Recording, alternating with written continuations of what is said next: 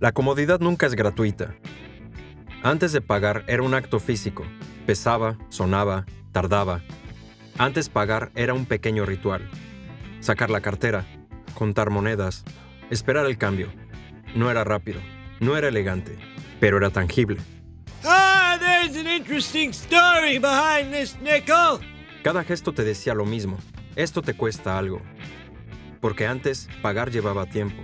Había una serie de pequeños gestos, pequeñas pausas que generan fricciones. Y también resistencia. La fricción no era un error del sistema, era un mecanismo psicológico. Te obligaba a sentir el dinero, a notar su salida, a registrar la pérdida. Y estas resistencias no eran casualidad, tenían un propósito definido. Eran recordatorios físicos de que el dinero salía y no volvía, de que cada transacción implicaba cierto vacío que dolía un poco, pero que protegía al consumidor. Tardar unos segundos en pagar no era un fallo del sistema. Era un espacio para pensar, ¿lo necesito de verdad? ¿Me compensa el gasto? Antes, cuando pagabas en efectivo, era como llevar tu propia agua encima. Cada compra significaba abrir tu botella, beber un poco y ver cómo el nivel bajaba. Sabías exactamente cuánto te quedaba. Y cada vez que bebías, lo notabas. Ese gesto te hacía pensar, ¿quiero gastar más o prefiero guardarla para después?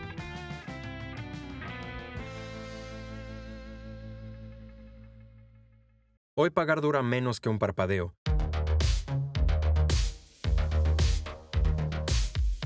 Y cuando desaparece la fricción, desaparece parte de nuestra percepción del valor. Un estudio de Dun & Bradstreet, ampliamente reproducido, encontró que los consumidores gastan entre un 12% y un 18% más cuando pagan con tarjeta de crédito frente al efectivo. El cerebro al final tiene muchos mecanismos de control de las cosas que hacemos y de las decisiones que tomamos en el día a día, pero cuando hacemos esa transición de dinero físico a dinero digital, se pierde esa tangibilidad que nos hace tener un cierto margen de actuación con lo que compramos o con lo que actuamos con respecto a ese manejo, ¿no? Dado que nuestro cerebro valora las consecuencias en base a esas acciones y repercusiones inmediatas, es muy fácil que una persona que pasa de utilizar el dinero físico a dinero digital actúe con menos prudencia, actúe con menos control, actúe de manera más impulsiva porque no está viendo el reflejo inmediato de ese gasto en su fondo económico, ¿no? Por ejemplo, si tú sales de casa con 50 euros y te gastas 50 euros, inmediatamente eres consciente de que te has gastado 50 euros. Sin embargo, si tú llevas en la tarjeta una cantidad, vamos a decir infinita de dinero por no poner una cuantía, ¿vale? Pero tú te vas a un comercio y compras lo que te interesa, siendo que no hay un límite, en ningún momento se acaba con carácter inmediato, es muy fácil que tú de ese comercio pases a otro comercio, luego llega al final de mes y te sorprendes porque ¿y te cargó en la tarjeta si yo no había comprado tanto? Pero ciertamente esto sí se había ido acumulando sin una barrera o un control de impulsos que nos frenara de manera, como decíamos antes, tangible. En experimentos del laboratorio del MIT, la voluntad de pago llegó a ser un 83% mayor al usar tarjeta. Y McDonald's registró que su ticket medio era de $7 con tarjeta frente a $4,50 en efectivo. Cuando pagamos en efectivo se activan áreas cerebrales asociadas al dolor.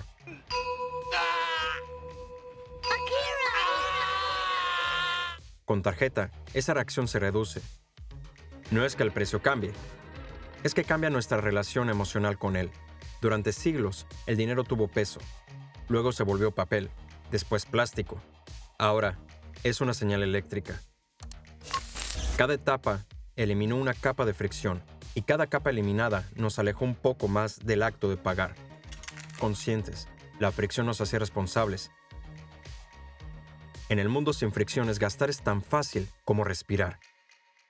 Pasa algo muy parecido a cuando trabajamos con adicciones. El tema del autocontrol, cuando una persona es adicta a algo, evidentemente se ve muy reducido. Nosotros tenemos una corteza prefrontal que es la que nos ayuda a decidir y es la que nos ayuda a controlar esos impulsos que típicamente podemos tener como animales, como cualquier otro mamífero, pues bueno, que de alguna manera nuestra gestión emocional y nuestra gestión conductual sea diferente, ¿no? Lo que ocurre cuando digamos que cambiamos este formato a nivel de autocontrol es que nos vemos más limitados, nos vemos como que hay una recompensa inmediata mucho más rápida y es más fácil que podamos caer en esa trampa, que podamos caer en el voy a gastar más, incluso ese punto de reforzamiento inmediato que se convierte como en un premio. Claro, al final una conducta reforzada positivamente es mucho más fácil que se vuelva a repetir en el tiempo.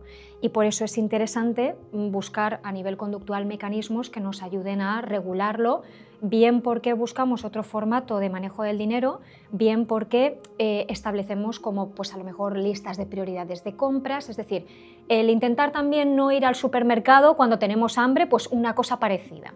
Y eso plantea una pregunta incómoda. Si pagar ya no duele, ¿quién está ganando realmente con este proceso? Porque cuando pagas con tu móvil, no estás pagando solo en una tienda, estás activando una guerra. ¿Crees que acabas de pagar 2 euros en una cafetería? Simple, sin más. De tu bolsillo a las cuentas del negocio, ¿verdad? En realidad, ese euro acaba de recorrer un sistema mucho más complejo de lo que te imaginas.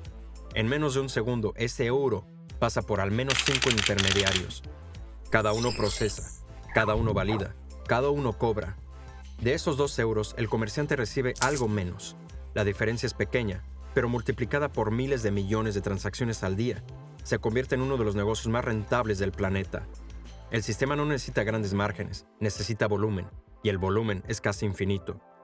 En 2023, los comerciantes de todo el mundo pagaron $172,000 millones solo en comisiones de procesamiento de tarjetas. Visa y Mastercard juntos controlan aproximadamente el 90% del mercado de redes de pago fuera de China, con márgenes operativos del 67% y el 57% respectivamente. Son 2 de las empresas más rentables del S&P 500. No porque el dinero sea caro de mover, sino porque el rail es de ellos. Cuando pagas con tarjeta interactúas con un banco y una red de pagos. Cuando pagas con el móvil, se añade una capa más, una capa de software, y esa capa no pertenece a un banco. El dinero ya no es solo dinero, es información. Cada pago revela un patrón, un hábito, una preferencia.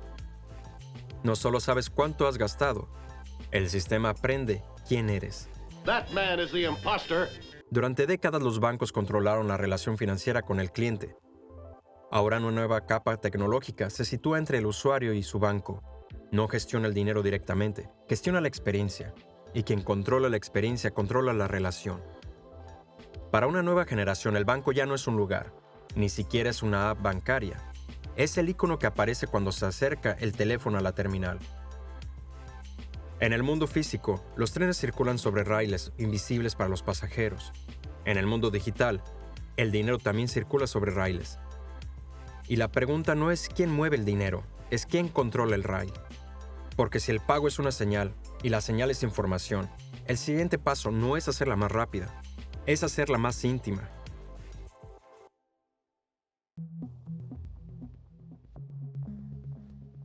En algunos lugares del mundo ya no necesitas tarjeta, ni móvil, solo tu cara. Cuando el pago se vuelve íntimo, deja de ser una herramienta, se convierte en un sistema de identidad. En China, más del 80% de las transacciones urbanas ya son digitales. En 2023, el volumen de pagos móviles de terceros en China alcanzó los 346 billones de yuanes, el equivalente a unos 48 billones de dólares. Para ponerlo en perspectiva, eso es más del doble del PIB de Estados Unidos, moviéndose en un solo año por aplicaciones de móvil. Alipay y WeChat Pay concentran más del 94% de ese mercado. No son intermediarios financieros, son infraestructuras privadas que funcionan a escala nacional. Mensajería, crédito, inversión, seguro y ahora reconocimiento facial. Aquí no estás autorizando un pago, estás confirmando quién eres. Tu rostro no es un método de pago, es un permiso de acceso al sistema. No hay mucha literatura al respecto todavía. Yo creo que, claro, como la tecnología va avanzando tan rápido, es muy difícil hacer estudios concretos, específicos de cómo a nivel neurociencia, ¿no? Cómo a nivel neurológico nos afecta todo esto. Sí que es verdad que hay un factor psicológico de imitación, ¿vale? Es decir, pues si todo el mundo lo hace, ¿no? Y además las plataformas en las que tú delegas el almacenamiento de tu dinero, como son los bancos, te venden que utilizar tu cara es algo seguro, porque ibas a desconfiar. todo el mundo utiliza la cara para desbloquear el teléfono o para acceder al banco, entonces si no hay una consecuencia real en las personas en lo cotidiano, ¿por qué yo tendría que plantearme que las va a haber para mí? Por tanto, también se acaba convirtiendo en un factor muy importante que es el de la comodidad. O sea, no solamente es aquello de se refuerza la conducta que no tiene consecuencias negativas, sino que al cerebro le gustan las cosas que son cómodas y que son sencillas. Entonces, si me facilitas las cosas hasta el infinito, yo probablemente quiera continuar por ese camino. La biometría elimina la fricción final, pero también elimina la separación. Antes el dinero era algo que llevabas encima, después fue algo que llevabas en el teléfono, ahora es algo que eres. Y cuando el medio de pago se fusiona con la identidad, el rail deja de ser técnico, se vuelve político. En Occidente, el banco es una institución. En China, el banco es una capa dentro de una plataforma. Y cuando el banco se convierte en una capa, la plataforma se convierte en el sistema. Eliminar la fricción era el objetivo. Primero fue la tarjeta, después el QR, ahora la cara. El reconocimiento facial convierte tu identidad biológica en credencial financiera. No introduces un PIN, eres el PIN. Desde el punto de vista tecnológico, es eficiencia. Desde el punto de vista económico, es trazabilidad. Desde el punto de vista sistémico, es fusión. La identidad, el historial financiero y el comportamiento digital dejan de estar separados. Ahora se integran en un mismo flujo de datos. China también experimenta con sistemas de reputación crediticia y puntuaciones financieras. No es una novela distópica, es una infraestructura de datos. Y cuando el pago es la infraestructura central de esa red, cada transacción deja de ser solo económica, se convierte en información estratégica. Pero el experimento no termina en las superapps. El Estado chino ha lanzado su propia moneda digital, el e-CNY, el yuan digital. No depende de Alipay ni de WeChat. Es dinero emitido directamente por el Banco Central, programable, trazable y nativamente digital. En 2023, el volumen acumulado de transacciones en yuan digital superó los 1,8 billones de yuanes, según el Banco Popular de China. Más de 260 millones de carteras digitales habían sido abiertas. Esta cifra alcanzó los 7 billones de yuanes en 2024. Según el Atlantic Council, CBDC, Tracker, esto es casi 4 veces más que en 2023. No es un experimento marginal, es un piloto a escala nacional. Aquí el banco comercial deja de ser el intermediario principal. El dinero puede fluir directamente del Estado al ciudadano. Subsidios instantáneos, estímulos dirigidos, pagos con fecha de caducidad. Desde la perspectiva macroeconómica, es una herramienta poderosa. Desde la perspectiva del individuo, esto cambia la naturaleza del dinero. China no eliminó el efectivo. En su lugar, construyó algo más eficiente. Pero cuando el sistema de pagos se convierte en identidad y la identidad se convierte en dato y el dato se convierte en gobernanza, el dinero deja de ser solo un medio de intercambio. Se convierte en arquitectura de poder.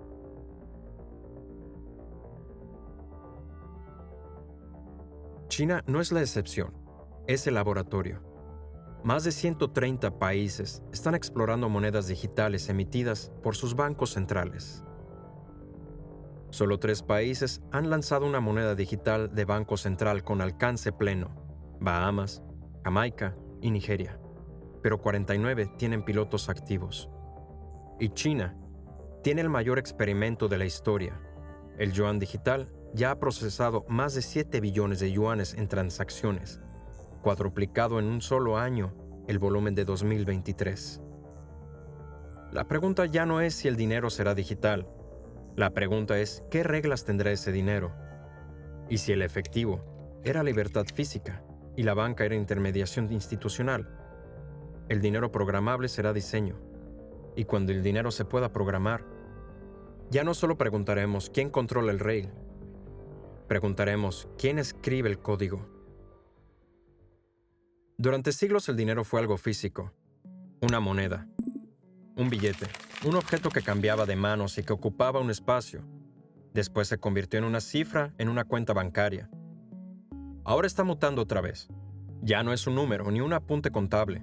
Es un token, es decir, una unidad digital con instrucciones. Es un activo programable. Puede contener reglas, condiciones, restricciones. Puede decidir cuándo se puede gastar, dónde se puede gastar y en qué se puede gastar. Imagina que el gobierno envía ayuda económica. En el pasado eso significaba que se transfería un dinero a tu cuenta. Ahora podría enviarte un token que caduca en 30 días si no lo gastas, un token que solo puede usarse en alimentación, un token que no puede transferirse a otra persona. Para el Estado significa capacidad de intervención en tiempo real, regulación del sistema. Para quien lo usa, significa que el dinero deja de ser una herramienta pasiva y empieza a comportarse como una política pública en miniatura. El dinero deja de ser neutral y se convierte en un contrato. Más de 130 bancos centrales están explorando monedas digitales propias. No todas serán iguales. Algunas buscan replicar el efecto, pero en formato digital. Otras contemplan niveles avanzados de trazabilidad. Pero todas comparten un cambio estructural. El dinero pasa de ser emitido a ser diseñado. En este modelo, el Banco Central ya no solo regula el dinero, ahora define sus propiedades. Y cuando cambian las propiedades del dinero, cambia la relación entre el sistema y el individuo. La eliminación de fricción nos prometió comodidad, la digitalización nos dio velocidad. Y ahora, la programabilidad introduce una nueva variable, la configuración. Y esto nos hace ver que toda la arquitectura financiera tiene un precio. El efectivo era opaco, la banca intermediada. El dinero programable es configurable, y todo lo configurable puede ser ajustado. En un sistema sin fricciones, casi todo fluye sin que lo notes. La pregunta ya no es si el dinero será digital, sino quién define sus límites. Porque cuando el dinero se convierte en arquitectura, vivimos dentro de su diseño. ¿Estamos diseñando dinero para servir a las personas o personas para servir al diseño del dinero?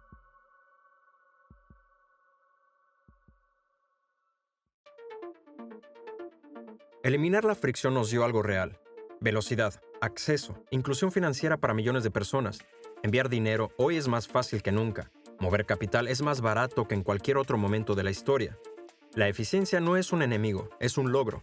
Pero cada sistema eficiente necesita información, y cuanto más fluido es el dinero, más datos genera.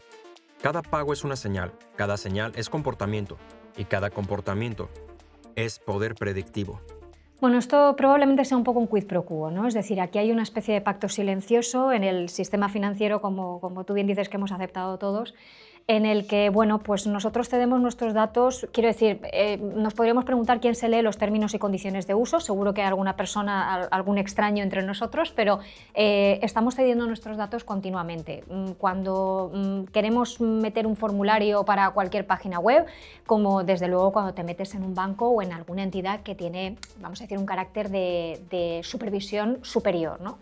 Entonces, creo que hemos aceptado ese juego en el que nos lo ponen fácil, nos lo ponen cómodo, nos lo ponen sencillo, todos estamos jugando a lo mismo, que esa parte de imitación, nuestras neuronas espejo, aquello, a mí para esto siempre me gusta mucho para representar este vídeo típico de un perrito al que le ponen al lado a un peluche que se supone que se come el pienso y se cae como muerto al lado, y el perrito entonces escupe el pienso que se había comido. Es decir, nosotros también actuamos porque nos reflejamos en lo que hacen los demás. Si todo el mundo tiene Bizum, pues todo el mundo se hace Bizum, y si no todo el mundo se hace Bizum, una gran mayoría de personas se hará Bizum para pagar. Entonces, acaba ocurriendo esto. Nosotros cedemos nuestros datos voluntariamente, pero como formando parte de un sistema que nos conduce a ello, porque sabemos que obtenemos otros beneficios de vuelta, pues comodidad, rapidez, agilidad y, en teoría, por supuesto, también seguridad, porque si esto estuviera en tela de juicio, seguramente tampoco lo valoraríamos como algo a lo que acceder. El efectivo era imperfecto, pero tenía una cualidad extraña: no dejaba rastro. El nuevo sistema no elimina la libertad, la redefine. Puedes pagar en cualquier parte del mundo, pero siempre dentro de una infraestructura diseñada por alguien más. Puedes mover dinero en segundos, pero bajo reglas escritas en código. La comodidad es real, pero nunca es gratuita. Durante siglos, el dinero fue confianza, porque el metal tangible generaba confianza en el Estado y en los bancos.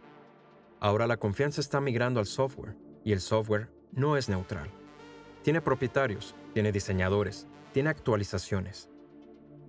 En el mundo sin fricciones, casi nadie se detiene. Todo fluye hasta que algo falla.